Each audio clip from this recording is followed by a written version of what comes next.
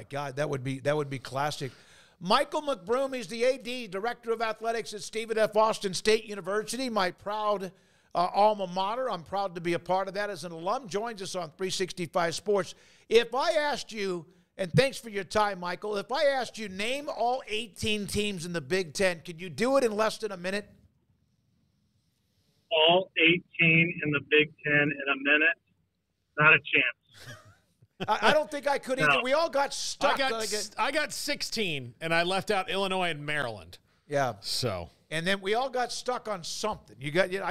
Of all things in the SEC, I forgot two in the same state of Tennessee with Vanderbilt and Tennessee because it's a musical chairs. And even though it's settled down, it's never settled down. In fact, you guys are an example of that. We'll get to that in a moment. Are you blown away by how much college athletics has changed the last 25 years?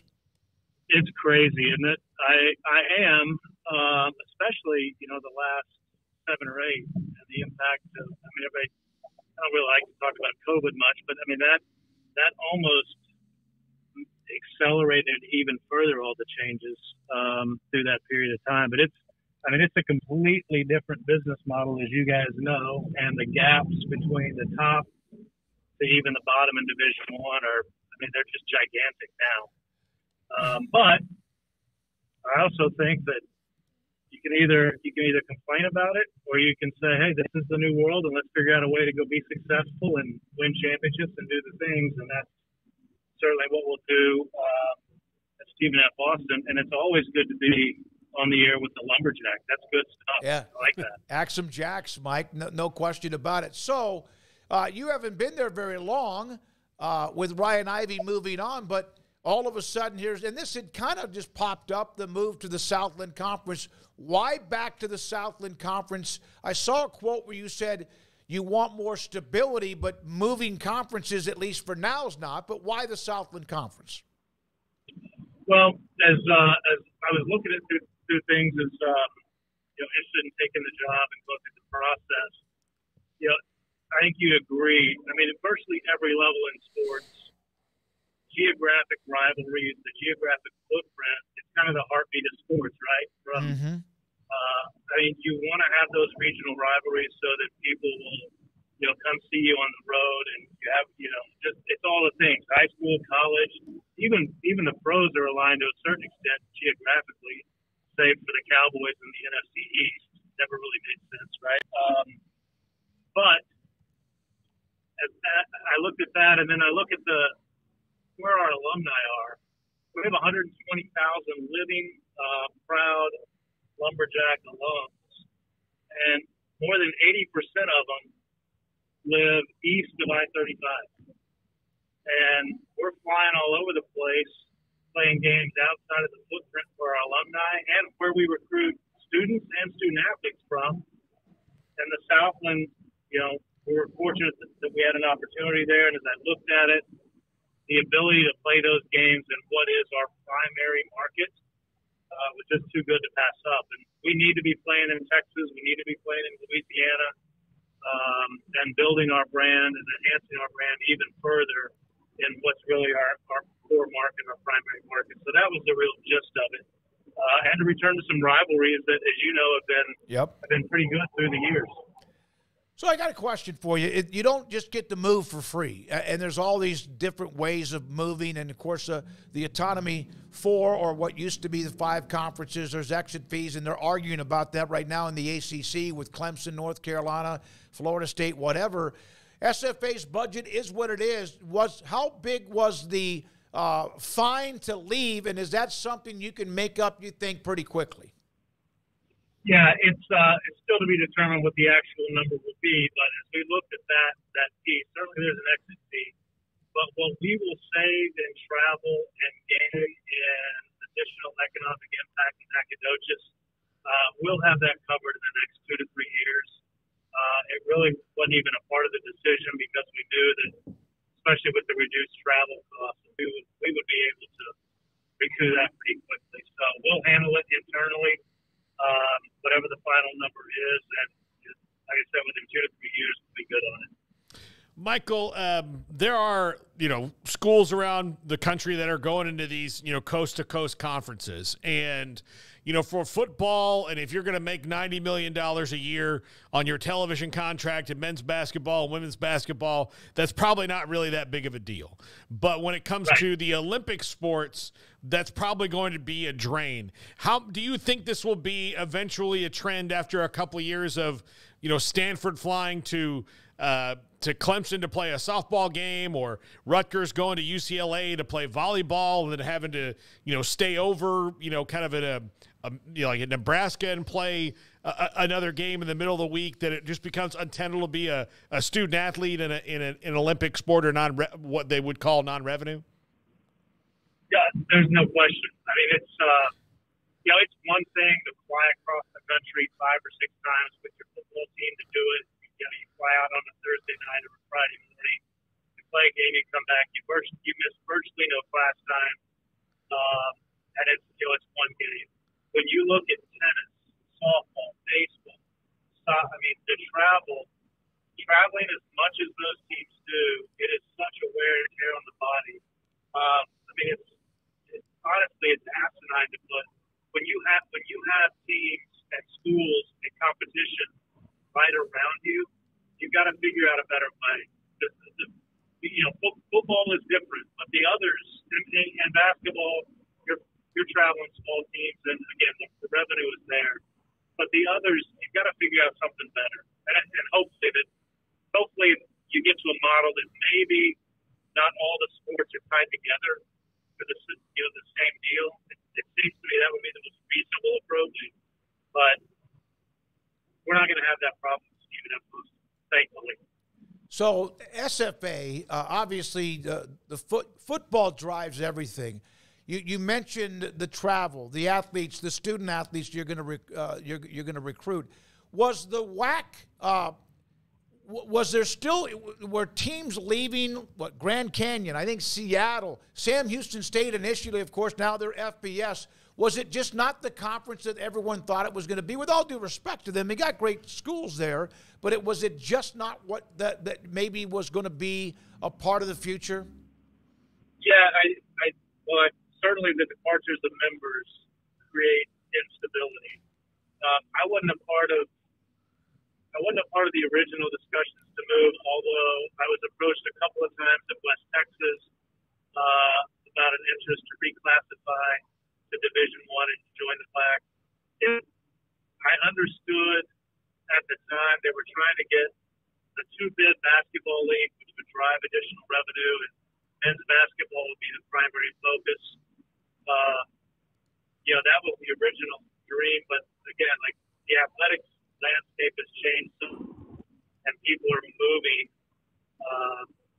so often that a 2-bid league at a mid-major is a pretty tough thing to achieve, and if you're going to achieve it, you have to have members that are strong and aligned together. And membership started to change in the WAC almost right away with the schools in Texas that left. And so, the membership departures create instability. And coming into SFA, a couple of weeks ago for me, we have a lot of work to do there in Nacogdoches, and to be worried about what conference would be available for us 12 months from now if the WAC fell apart wasn't going to be healthy for SFA, not with the work that we need to do on campus and internally. And the Southland had an opportunity for us that I think will be stable for the foreseeable future. And for us, that made sense to me. But I think the original dream of the WAC was to be a 2-bid basketball league, and that didn't come to fruition. I think it was a valiant effort. Right. But as it didn't come to fruition, members had to look elsewhere. And I think you saw that, Grand Canyon is looking to really make a bigger move than where they are and have the resources to do it. They're spending a ton of money. And I don't know if you've ever been out there, but that place looks a lot different than the other WAC schools. You have been in athletics administration a quarter of a century. You had been at West Texas A&M as their athletic director for a lot of that time. So you have been stable. You have been where you have been. What was it about SFA that helped you move out of what had to be a comfortable situation? Yeah, that's a great question. I appreciate you asking that. I snuck on campus at Nacogdoches, the far east Texas of Pineywood, was about the only place in 50 years of my life in Texas I hadn't been. I had to sneak in and look at it. I got on campus, and it's just the campus, as you know, is breathtaking. I felt at home right away, and then I started to meet the people. The people are just fantastic. It's just this little gem in East Texas that's a bona fide college town. Yet it had has challenges that kind of fit what my strengths are, and that's redoing facilities, building new facilities, getting all the programs up to championship level. There's just a ton of opportunity there, and my wife and I talked about it a lot, prayed about it, did all the things, and just felt like it was time to take on a new challenge, and all the things that make Stephen F. Austin and Nacogdoches special were really the reasons why we said let's do this, and it has panned out. There's a ton of work to be done, but we have a great new president who I've known for a long time. We've worked together at West Texas, and when you're an athletic director and you have alignment with the president and a passionate fan base, really special things can happen in a pretty short amount of time. And so, having that alignment there and a desire to elevate all the programs, it's almost it's a dream come true for an AD. And so at that point, why not? Let's do it. Colby Carthel, football, Kyle Keller, basketball, and others that have had success. I mean, the bowling program, I want to bring them up because they've won national titles. So Johnson Coliseum has probably had a facelift or two. I know that Homer Bryce Stadium has had a facelift or two. Or what you're going to do when it comes to facilities, take what you have and then maybe change them, renovate them, or what? I think basketball is in a good space. The roll-up performance center at the practice facility that was opened about 5 years ago is phenomenal. I mean, it's unbelievable how nice it is. Football, we'll have to decide if we'll renovate or do something new. We have to generate more revenue out of the football stadium. And then baseball and softball have been playing in a city park the better part of 20 years. And it's just not Division I level. So, baseball and softball, we'll either figure out an on-campus solution or, potentially, somewhere in the city for a bona fide baseball park. But we've got to get those spots better. Volleyball has Shelton Gym, which is such a neat, iconic place to play. I can't wait to see games there this fall. It holds about, 1,000 and people hang from the rafters as volleyball plays. And Coach Humphreys has had a championship program herself that's been there 35 years and just does an amazing job there. So, but the initial focus will be football, baseball, softball, and soccer. I'm glad you brought up baseball and softball because even when I was there, and I'm 65 years old, and that was in 1981 I graduated, I love SFA, love Nacogdoches. It's a gorgeous campus, as you mentioned. But even then, their baseball team, of course, it was off campus. And then, of course, they didn't have one for a while. And so, right, they dropped. Yeah, and that is always hard to overcome. So you mentioned facilities. There's now the new life of what is in college athletics with all sorts of, I don't know how much SFA is involved with NIL. And all of what's now being asked of everybody. What is the decision-making? And we've got to do this better. We've got to, like you said, create better revenue with the stadium, sponsors, logos, whatever it might be. How much work is that going to take? And is SFA ready for the future the way college athletics is right now? Yeah, I think we are. And again, that was another one of the attractive things to me because the potential is there. We are in the NIL space at a reasonable amount right now. I don't think NIL will ever drive our decisions, but for a place like SFA, NIL for me is probably best used as a retention tool. It's more important obviously, in basketball and football. But I think we'll use it more as a retention piece. But I think what I think about the potential of SFA is, again, the 120,000 alumni. What we really need is a vision for the future, and with the facilities master plan coming in, and I think the budgets are generally pretty good. We're going to have to generate more revenue, certainly over the next decade. If we can target 5 to 7% a year revenue increases, I think we'll be in good shape there.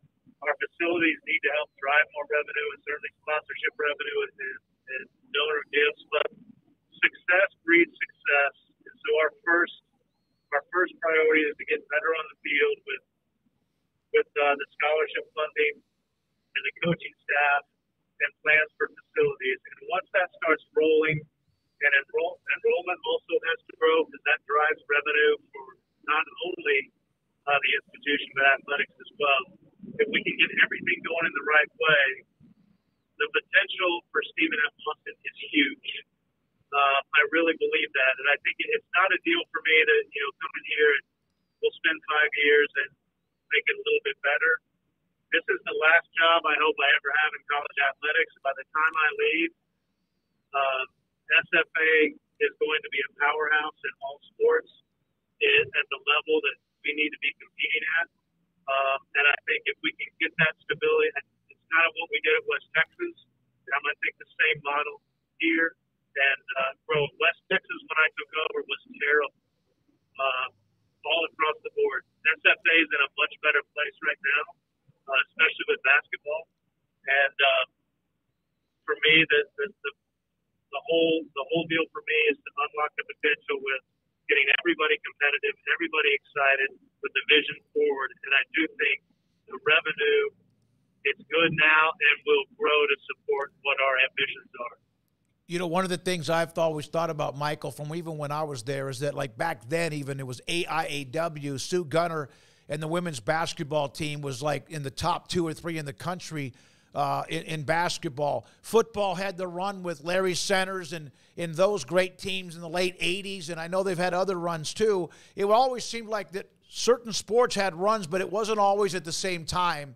And of course, women's basketball with what Brad Underwood did and Kyle Keller in men's basketball had the setback with what happened with the NCAA, but I know Kyle's trying to get that corner turned, and he will if given the right opportunities. It's just always been more dysfunctional as far as the wins and losing, and it would be great to see all of them at the same time. Hey, like I said, okay, I got to ask you a question. The first time you ever saw the actual city name of Nacogdoches, how did you say it?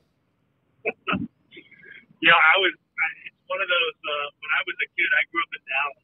Yep. I was a geography being, and I remember the name, and I would have been, probably 7, 8 years old. I don't recall how I would have pronounced it then. I'm sure I would have asked, but if you see it, I haven't actually heard it mispronounced anybody yet. I've heard people say, how do you say that? They're not even taking a shot at it. Yep. From like Canyon. I don't know. What did you say? Nacogdoches? Yeah. Nacogdoches is probably how some of them. But there you go. Yeah. Yeah. I went to Tyler at junior college when I opened up my college career. So I visited the campus and fell in love with it. That's where I went and got my radio television degree and learned Nacogdoches. It does pop off your tongue or your mouth as soon as you say it. Michael, hey, congratulations. Let me know if you need any help. I'll try to do what I can to spread the word. I've always tried to do that in the 40-plus years since I left school. Thanks for your time today, and good luck. Thanks so much for having me. Good luck to you guys as well. Michael McBroom, the new Director of Athletics at SFA. They got some work to do. Sounds like